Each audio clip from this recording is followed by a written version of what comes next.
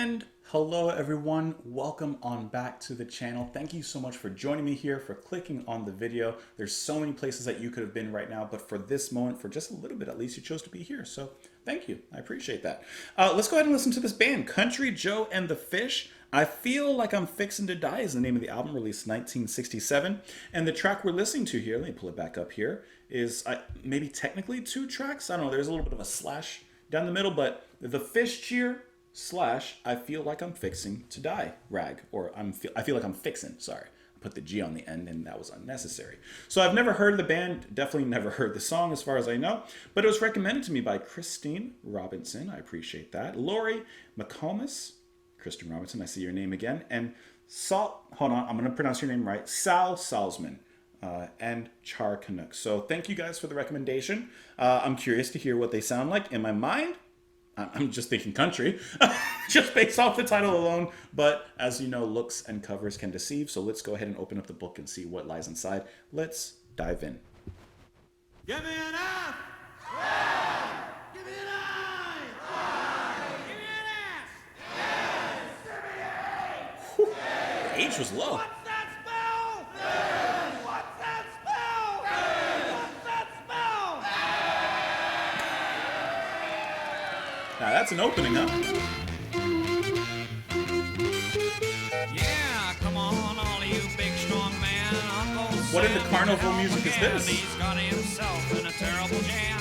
Way down yonder in Vietnam. So put down your books and pick up a gun. We're gonna have a whole lot of fun. And it's 1, 2, 3. What are we fighting for? Don't ask me, I don't Dude, give a the damn. juxtaposition Next stop is Vietnam. of this music with And it's the 5, lyrics. 6, 7, open up the pearly gates. Ain't no time to wonder why we're all gonna die.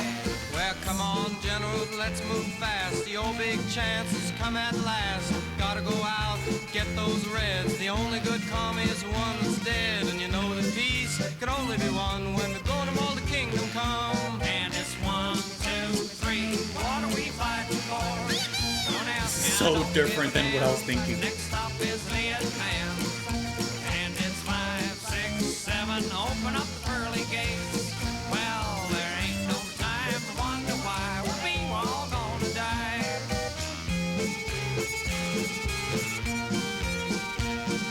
I can't take this shocked look off my face. I was not expecting this at all.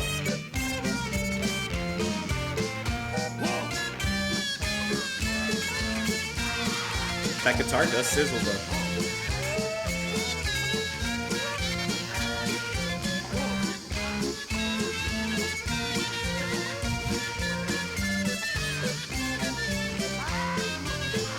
Well, come on, Wall Street, don't move slow, wide man. This is war or go. There's plenty good money to be made by supplying the army with the tools of the trade. Just hope and pray that if they drop the bomb, they drop it on the Viet Cong. And it's 1, 2, 3. What are we fighting for? And yet it's so catchy at the Don't same ask me, time. I don't give a damn. Next stop is Vietnam. And it's 5, 6, 7. Open up the pearly gates. Well, ain't no And the singing in the back is silly, character-driven. Well, come on, brothers throughout the land. Pack your boys off to Vietnam. Come on, fathers, don't hesitate. Send them off before it's too late. Be the first one on your block to have your boy come home in a box. And it's 1, They're getting their 2, message 3. across What loud are and we clear. fighting for? Don't ask me, I don't give a damn. Next stop is Vietnam. And it's 5, 6, 7. Open up the pearly gates. Well, ain't no time to wonder why we're all gonna die.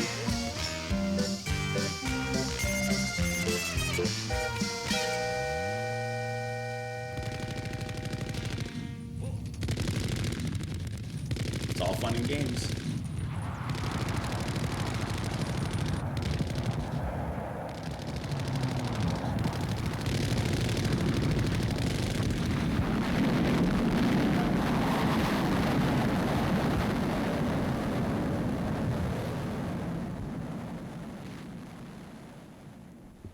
Country Joe and the Fish. So completely not what I was expecting at all.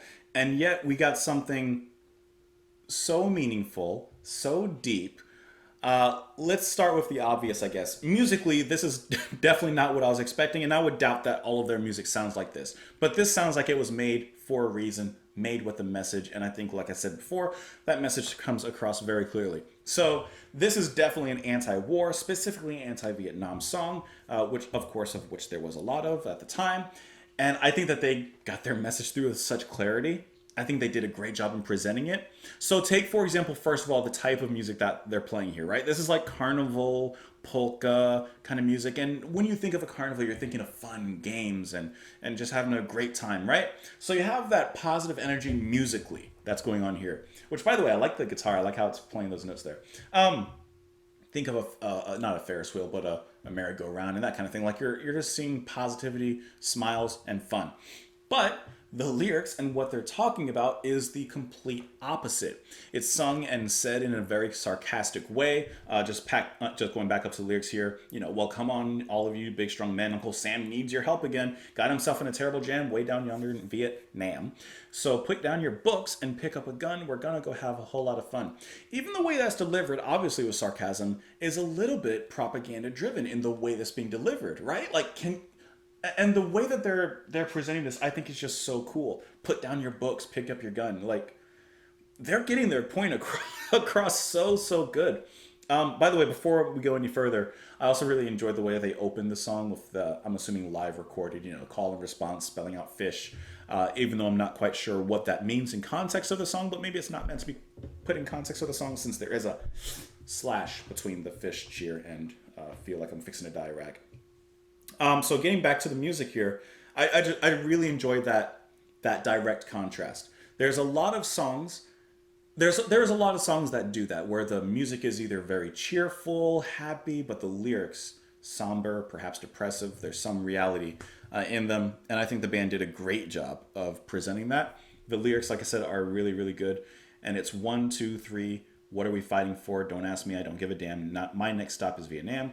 5, 6, 7. Open up the pearly gates. Well, there ain't no time to wonder why. Whoopee, we're all gonna die. So before you know it, you're shipped off, and you don't necessarily know why you're being shipped off, but you're out there, and then before you also know it, you're there at the pearly gates with a one-way ticket through. So I think that's really cool. Like I said, the way that they're presenting all this, the way they're delivering it.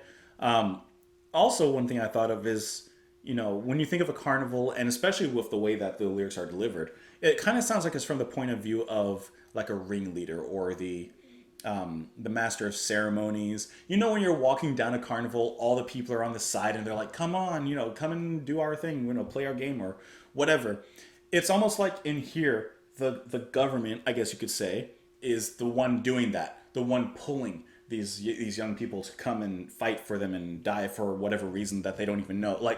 And it's a master of ceremonies, but in a different way, and of course shaded in a completely different light.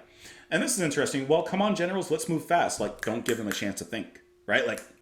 Snap them up. Your big chance has come at last. Now you can go out and get those reds, because the only good commie is the one that's dead. And you know that peace can only be won when we've blown them all to kingdom come. Come on, Wall Street, don't be slow. Why did I say slow?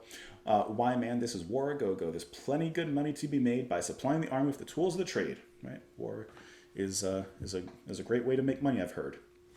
But just hope and pray if they drop the bomb, they drop it on the Viet Cong, because I'm assuming that line is almost like, let's hope that we drop the bomb on our enemies, and that, I guess, the enemy isn't getting paid to drop the bomb on us. They could go either way depending on where the money is going. There's no loyalty when it comes to greed, I guess you could say. And then, of course, one of those more impactful lines, come on, mothers throughout the land, pack your boys off to Vietnam. Come on, fathers, don't hesitate to send your sons off before it's too late. And you can be the first ones in your block to have your boy come home in a box. I'm just saying, I don't know anything about this band, but I just feel like this is one of those songs that is important, influential in some way. I don't know. Let's read some of the information here on the track on the Wikipedia page. Obviously, it is, dark humor, satire made it one of the most recognized protest songs against the Vietnam. Critics cite the composition as a classic of the counterculture era. The song that was usually preceded by the Fish Cheer. An altered version of the cheer was performed for live audiences with a different word in front of cheer, which resulted in a television ban for the band in 1968, where they were banned for vulgarity, but audiences, they loved it, obviously. Just looking to see if there's any specific information on here that I think would be, important to the composition, the message, how this all came up to be. It says here, in 1965, Country Joe McDonald founded and edited for a local counterculture magazine, which he called Rag Baby. To accommodate the issue, McDonald was inspired to distribute a talking issue of the magazine, an extended play on something in there.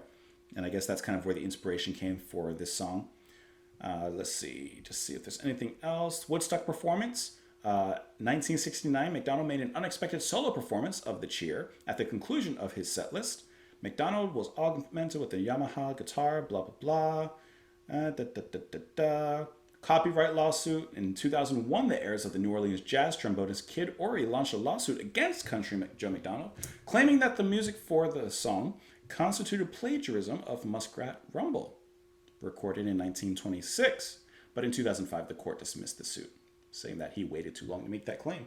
Should have snapped it up while it was hot. Anyways, great song. Like, it's one of those songs that you listen to for the message, And like I said, I'm pretty much 100% sure that this musically is not representative of them, and yet how important it was and still is, I would argue, till today. Let me know what you guys thought of the track. You can let me know in the comments down below. You can follow me on Twitter. You can support the channel on Patreon if you feel it so fit. But otherwise, thank you for being here, and I'll see you guys later then. Bye.